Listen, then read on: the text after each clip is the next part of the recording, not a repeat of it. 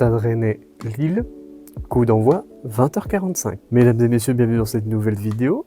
Match qui est plus intéressant qu'il n'y paraît, puisque ce match, d'un côté, permettra à l'un de rester potentiellement sur le podium de la Ligue 1.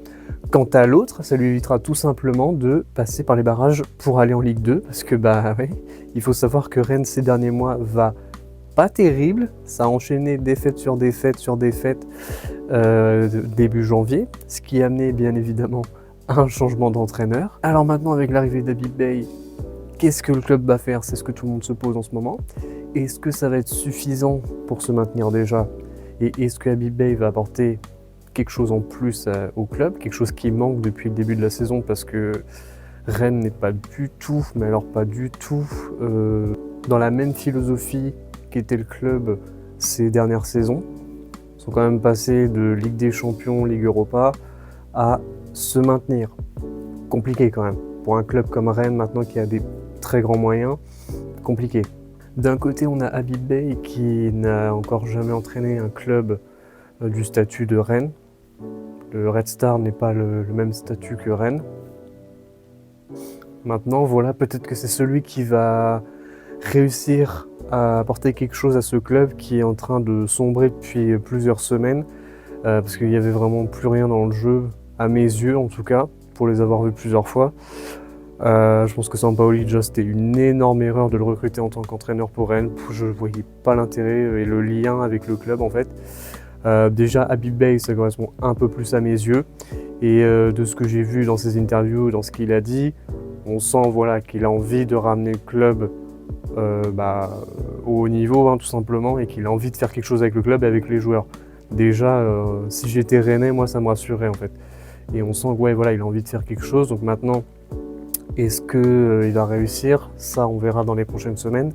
Et surtout, on va voir ce soir, parce qu'en vérité, Rennes-Lille, ça va être vraiment le premier test pour Rennes en fait, parce que à part une petite victoire 1-0 contre Strasbourg et 2-0 contre Saint-Étienne, pour le moment il n'y a pas eu vraiment de réel test pour ce nouveau Stade Rennais. Donc maintenant à voir ce que ça va donner contre un gros comme Lille, parce que mine de rien là, Lille cette saison c'est un très gros poisson entre guillemets. D'autant plus que s'il y a des points à aller chercher, c'est maintenant, parce que Lille est dans une forme un peu compliquée après cette défaite en Coupe de France contre Dunkerque et cette défaite à domicile contre Le Havre, dernier de Ligue 1 quand même, ou avant-dernier, je ne sais plus actuellement combien ils sont, mais dans les deux derniers, donc voilà. Compliqué là pour Lille, donc Lille c'est pareil, il faut qu'il gagne ce soir. Très clairement, il faut aller chercher les points maintenant s'ils veulent rester dans le podium et garder les points pour aller en Ligue des Champions la saison prochaine, tout simplement. Est-ce qu'ils vont le faire?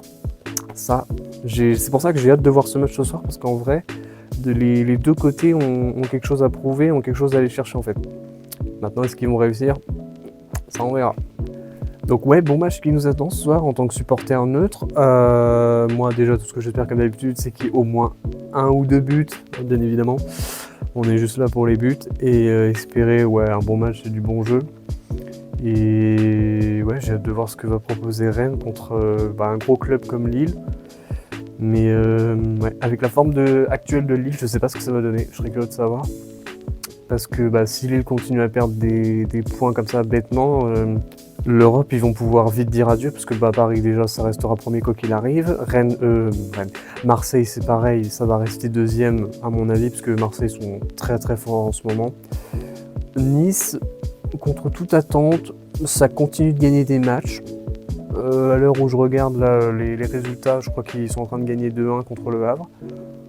Ok, pourquoi pas. Monaco, c'est pareil, c'est très solide, donc ça restera dans le top 4 à mon avis.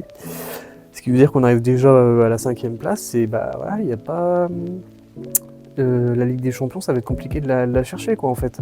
Je parle pour Lille, et même pour les autres clubs en vrai, donc il n'y a pas beaucoup de points à perdre en fait là en ce moment, pour atteindre le top 4, le top 5. Donc si Lille doit gagner, c'est ce soir en fait. Mais est-ce qu'ils vont réussir? En sachant qu'en plus ils ne sont pas à domicile. Ça peut être un match très, très intéressant, comme ça peut être un match hyper chiant.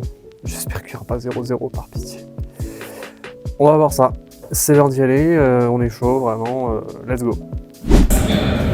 Avec notre partenaire continue. Avec l'entraîneur de Lille, monsieur Bruno Genesio. Le numéro 5, Gabriel Goodmanson. Le numéro 6, Nabil Bentaleb. Le numéro 11, Osadé Sarah.